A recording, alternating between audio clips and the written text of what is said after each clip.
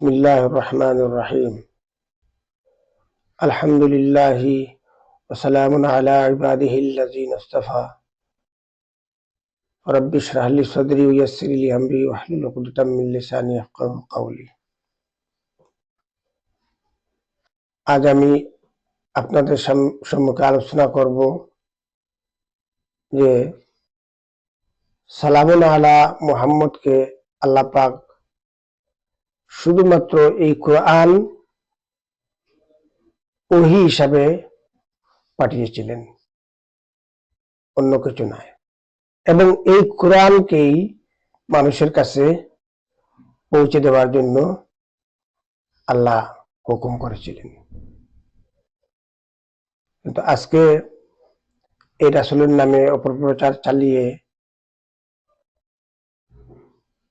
আরো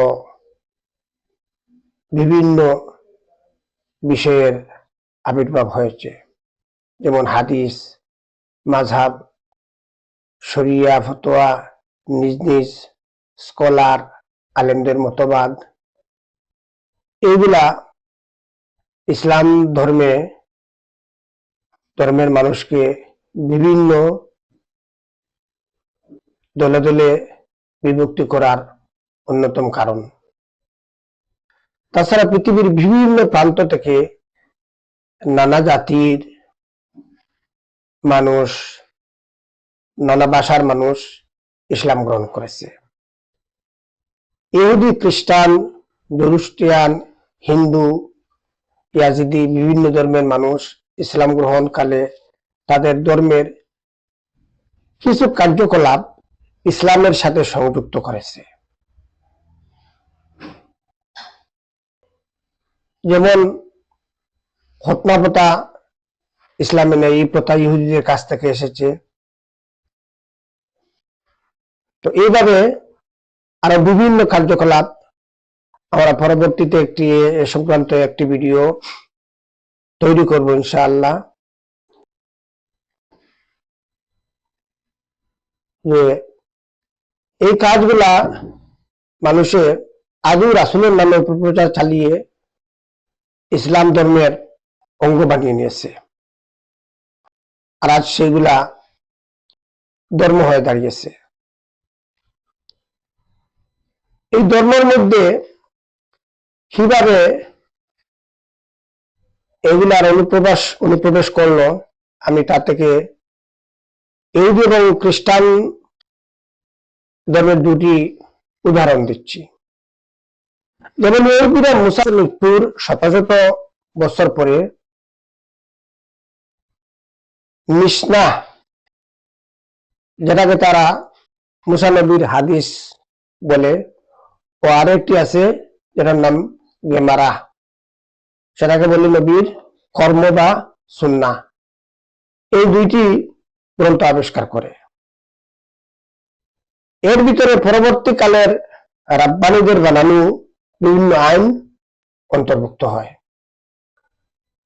এখানে এই জন্য আল্লাহ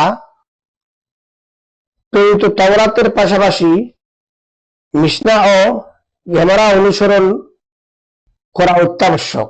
অর্থাৎ মানুষ রচিত মিশনাহ ও গেমারা কালের আবর্তনে তাদের ধর্মের একটি অংশ হয়ে গিয়েছে। আবার যদি দেখি খ্রিস্টানদের বাইবেলের গসপেল অফ ম্যাথু, ইমাম মার্ক, ইমাম লুক, ইমাম জনের লেখা ইতিহাস বলে এই চারজনের কেউ কখনো যিশুকে চোখে দেখেনি। অথচ দেখুন, নিউ টেস্টামেন্টের ভিত্তি এই চারজনের লেখা বইয়ের উপর প্রতিষ্ঠিত। যে ট্রিনিটি খ্রিস্টান ধর্মবিশ্বাসীদের মূল কালেমা, যা না মানলে খ্রিস্টান হওয়া যায় না। জানেন কি, ট্রিনিটির কোনো অস্তিত্বই ছিল না খ্রিস্টান ধর্মের প্রথম 300 বছর পর্যন্ত।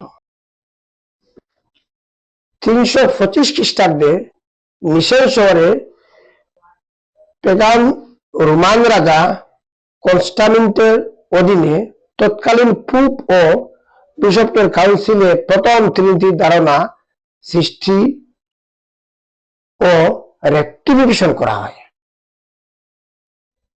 ঠিক অনুরূপভাবে ইসলামের প্রথম 200 বছর হাদিস বা হাদিসের উপর প্রতিষ্ঠিত শরিয়া আইনের কোনো অস্তিত্ব ছিল না। শরিয়া আইনের ভিত্তি রচনা করেন বিখ্যাত ইমাম শাফি হিজরি 260 বা 820 খ্রিস্টাব্দে। এরই পরপর আবির্ভাব হলো বিখ্যাত হাদিস গ্রন্থগুলো, যেটা আমরা সহিহ সিত্তা বা 6টি বই বলে জানি। এগুলি সংকলক হলেন ইমাম বুখারী, সংকলন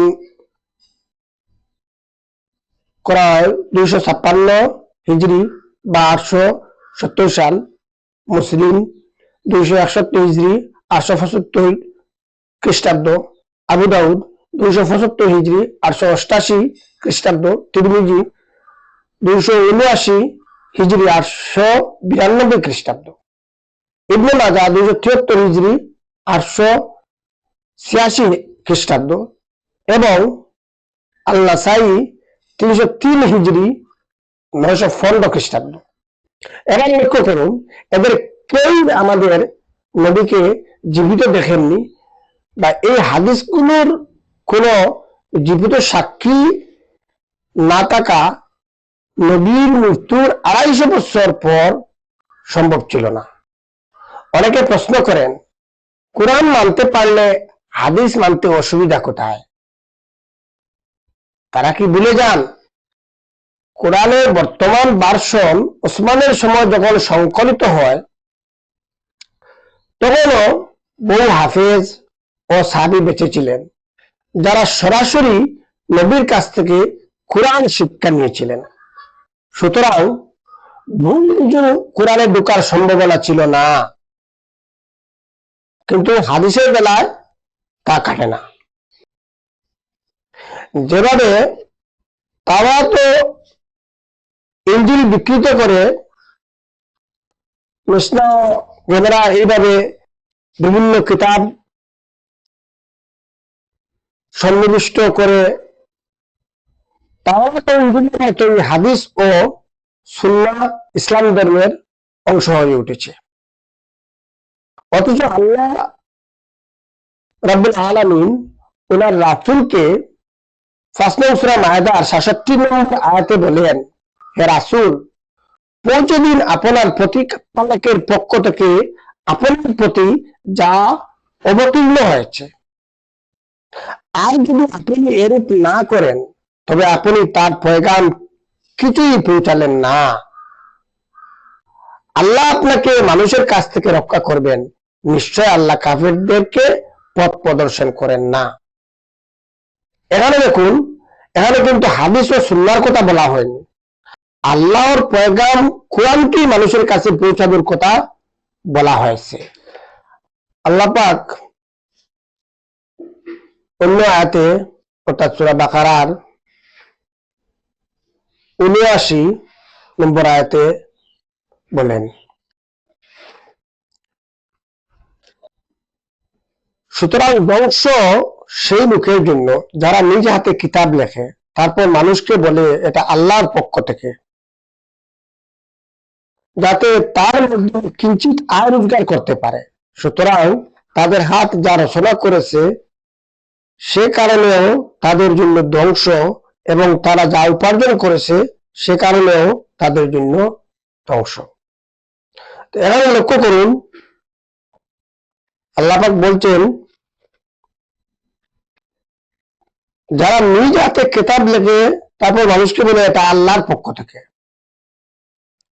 অনেক সময় হাদিসকে ওই কয়ারবাতলি বলা হয়, কিন্তু আল্লাহ রাসূলকে পরিষ্কার ভাবে এই কোরআনই পৌঁছানোর কথা বলেছেন। আশা করি আমার কথা বুঝতে পেরেছেন। পরবর্তী ভিডিওতে আরো আলোচনা নিয়ে আসবো ইনশাআল্লাহ।